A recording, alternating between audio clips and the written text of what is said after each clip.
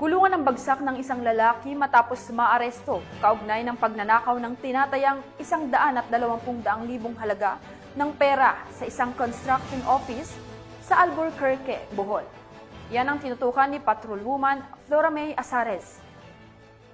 Arestado ang 29 anyos na lalaki matapos masangkot sa insidente ng pagnanakaw sa opisina sa isang construction company sa Barangay Bahi, Albuquerque, Bohol, bandang alas 11:45 ng umaga noong Hunyo 24 ng taong kasalukuyan. Kinilala ni Police Captain Jose Leandar R. Velasquez, Chief of Police ng Albuquerque Municipal Police Station, Bohol Police Provincial Office, ang suspect na si Gilbert, 29 anyos, residente ng Campao Oriental, Getafe, Bohol.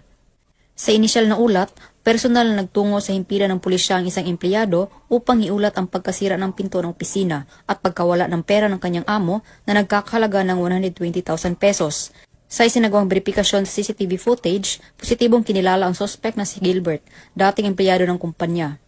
Agad na kumilos ang kapulisan upang tugisin ang suspect, natunton at naaresto ang suspect sa isinagawang follow-up operation. Kasalukuyang nasa kustodiya ng pulisya ang suspect habang inihahanda ang kaukulang kasong kriminal laban sa kanya.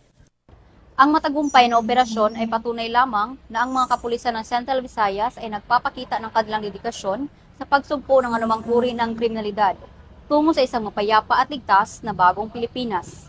Mula dito sa Central Visayas, ako ang inyong PNN correspondent, Patrolwoman Flora May Azares, alagad ng batas, tagataguyod ng Balitang Pulis.